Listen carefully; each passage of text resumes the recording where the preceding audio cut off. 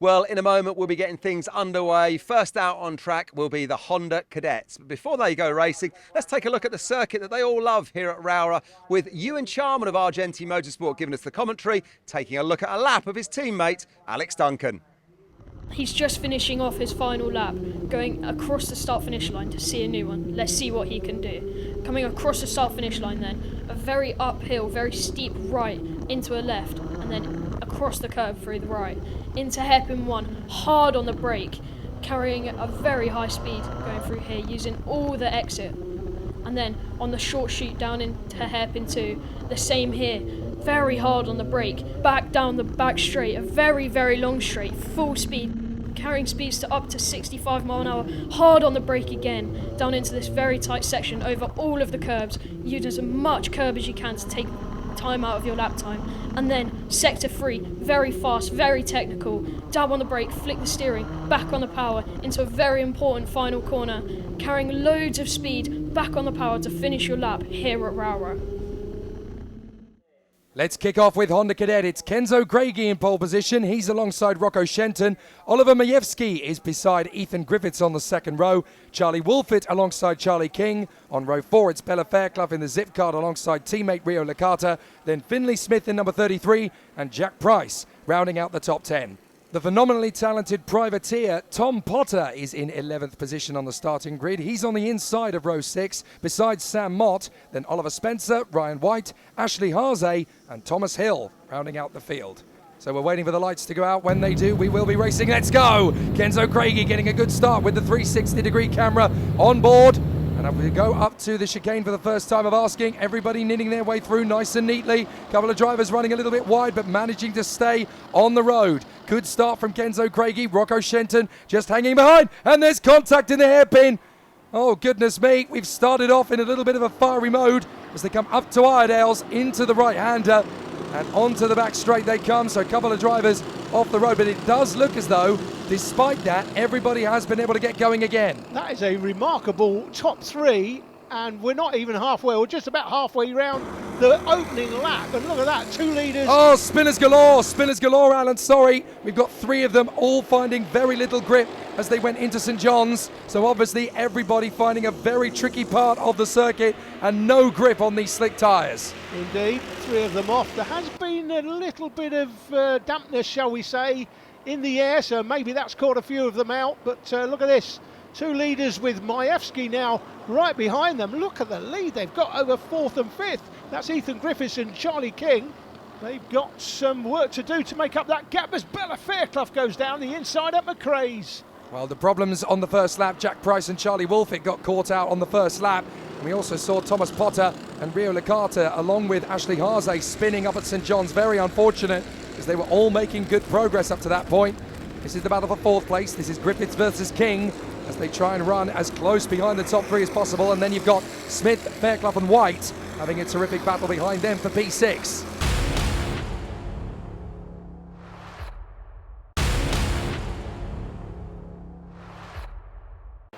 So the top 3 drivers stretching out the pace already. Kenzo Craigie and Rocco Shenton trying to get away from Oliver Majewski. So they're going to battle away, and as they come out of the final hairpin onto the next lap, this is going to be the beginning of lap 3, and they've got just over 10 minutes left of the race, so there's plenty to do. A lot of great action to come. This is for further back.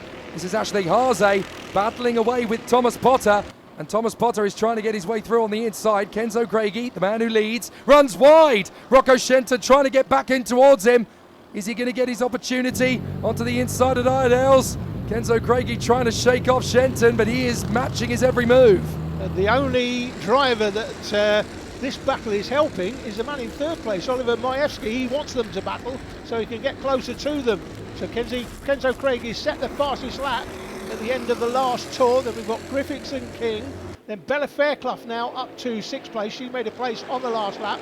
Finley Smith lost one, although he'd made 4 places from his starting position earlier. And fair play to Sam Mott. He's managed to get himself back into the top 10 now. 9th position for him. He's made up 2 places and he's disappeared from these guys. Look at it. Spencer, Hill, Price, Wolfit. Here comes Price on the inside. No, that's Wolfit. Sorry, Wolfit getting through. So he manages to get on the inside of Thomas Hill. Thomas Hill coming straight back at him, but the leaders are battling away as well. It's really difficult to know who to focus on. There goes King on the inside for 4th place, and that looks like Smith getting past Fairclough. So great battles all the way through this Honda Cadet field as Fairclough tries to get back up alongside, decides against it, waits for another opportunity to get past.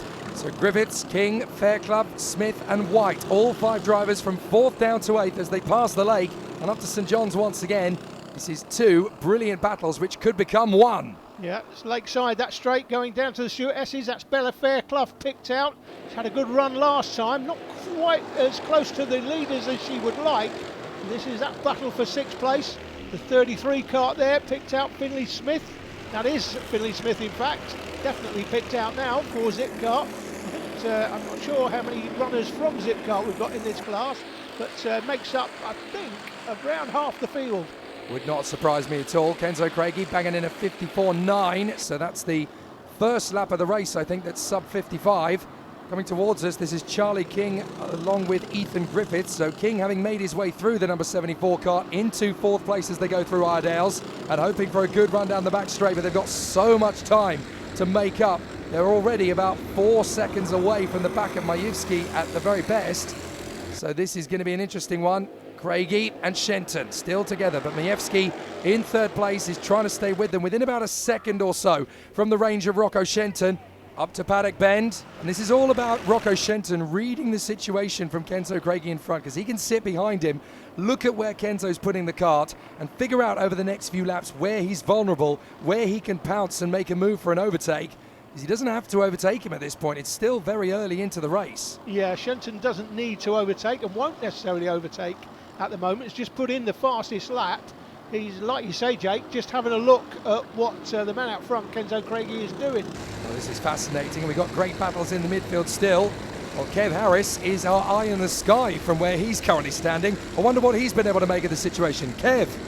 Well, watching from up here on the cliff top here at Rowrah, I've just had Rocco Shenton and Kenzo Craigie go by me, and every time it happens, I'm really getting the impression that Rocco is going to make a move on Kenzie at some point soon.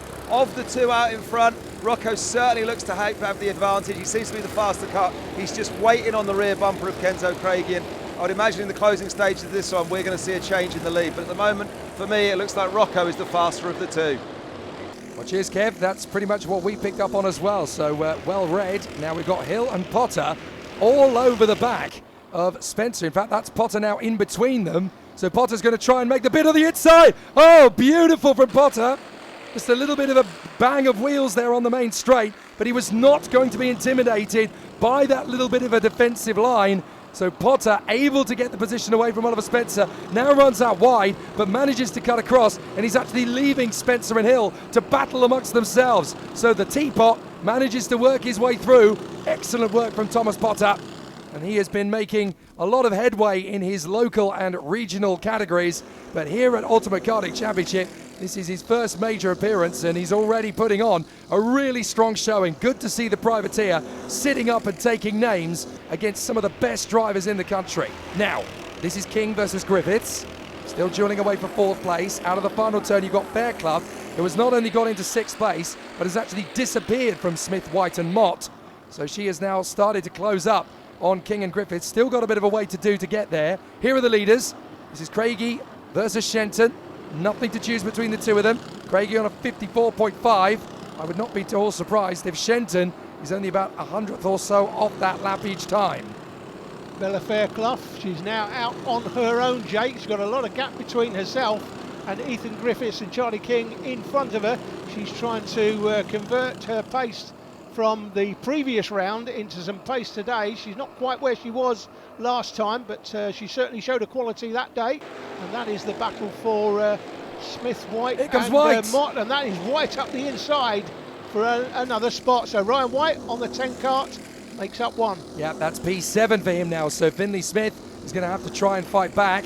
Looks to me as though Thomas Potter has actually managed to stretch away from the drivers he was battling against as well. So not only has Potter got through, but he's dropping them. So excellent work from Thomas Potter. Now we've got Finlay Smith trying to make the move back on Ryan White. Where's Mott going to get his line? Because if these two keep squabbling, he's in the box seat, 9th place. Yeah, just going under the drone, you've got battles all over the track, including the last three going through the line. Thomas Hill, Rio Licata and Ashley Harzay. They're battling for that final spot. And that's what I love about the categories in the Ultimate Karting Championship. You don't just get one or two drivers battling for position all the way down to the last man in the field. You are always going to have somebody to race against. You're always going to be pushing it. This is going to be a bit of support. Look at that. Beautifully done as through goes Finlay Smith, supported there by Sam Mott, who couldn't quite finish off the move to get through on the inside himself. But that's not going to bother Finlay Smith at all. He manages to get past Ryan White once more. Now Sam Mott is going to come off Paddock Bend to try and go through to the chicane and get past, but he just doesn't quite have the top end speed to match Ryan White in a straight line up the crest. Fantastic battle here for 7th place we're looking at.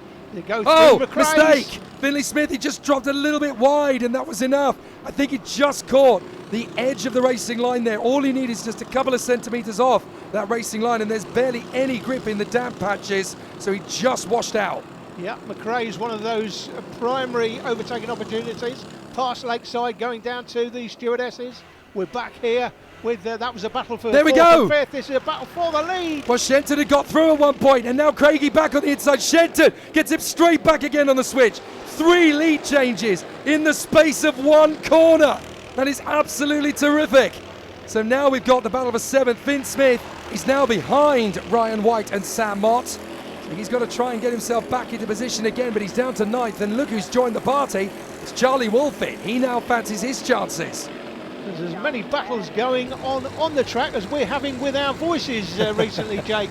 Kev's, I think, have you moved, Kev, or are you still there on the cliff top?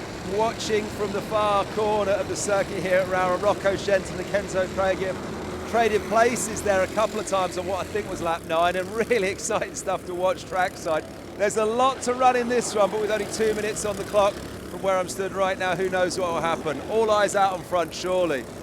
Thanks very much, Kev. I wish you wouldn't call me Shirley on air. Not everybody needs to know my pet name anyway. Battling away for position. Look at this for 7th.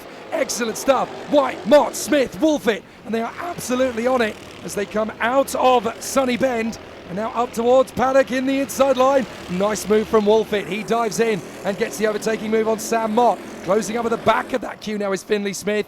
But look at this, we've now got Craigie back in front of Rocco Shenton, so he's clearly made his way back into the lead somewhere.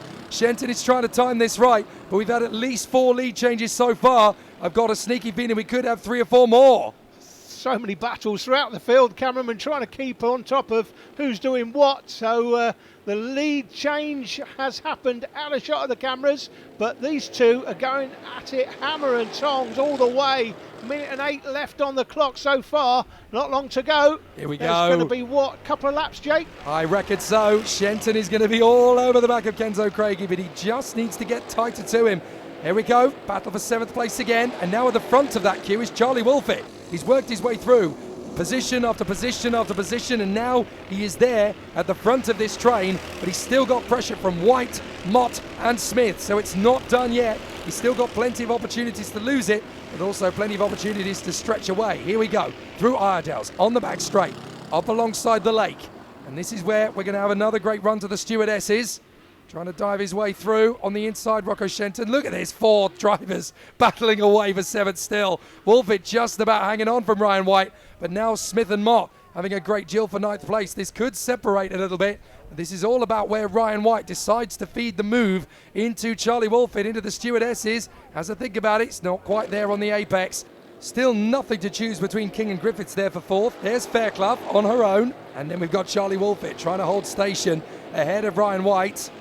Look at these two. Now it is Finlay Smith ahead of Sam Mott. But for how much longer these two guys keep swapping positions behind the duo for 7th place. Charlie Wolfit came from quite a way behind to catch these 3. You'd have thought he might have cleared off by now, but once he gets there, they've got his break in to judge theirs on. This is the battle for the lead. Still Craigie from Shenton.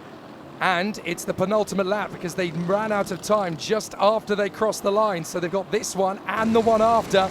And that's what's going to decide this race. Out of the stewardesses, hopping over the curbs. On the run down to St John's once again. They pop up into view, and Shenton's going left. That's where Craigie puts him. Trying to hold the inside apex and cover him off through Sunny Bend. But here comes Shenton up alongside him. They're going to go wheel to wheel. They rub wheels on the rear. And Craigie holds the position for one more lap. Now they're going to have to sort this out. Last lap begins here at Rowrah. Into the first corner. Up through the top of the curb. Little bit of a run wide from Craigie, but he holds the line present. He's spending almost as long looking back as he is looking forward. He's got to be very careful where he places the cart. He'll know that Shenton is going to be all over him. Up to the braking zone for Iredale's. And this is where Rocco Shenton's going to try and cut the inside. Lovely defensive tactics from Kenzo Craigie. Slow in, fast out, held the inside apex, up to the stewardesses once again. He's got to control him in the middle. This is perfect from Kenzo Craigie so far. Shenton is the quicker car, but Kenzo Craigie is driving smart rather than driving hard. Here he goes, up towards St John's, in through Sunny Bend. Can he hold him? Oh, Shenton gives him a love tap. But up towards Paddock Bend. Surely Craigie's got this now. Shenton's going to try and drive around the outside to cut back in, but it's going to be Kenzo Craigie. Masterful defence from Kenzo. Perfect. And now we've got Wolfit trying to defend these three of the line. Oh, lovely from Finley Smith. He cuts in and splits them. But can he hold it to the inside? He's going to drive around the outside and lose his ground. Oh, unfortunate. Wolfit comes through in front of White, Mott and Smith.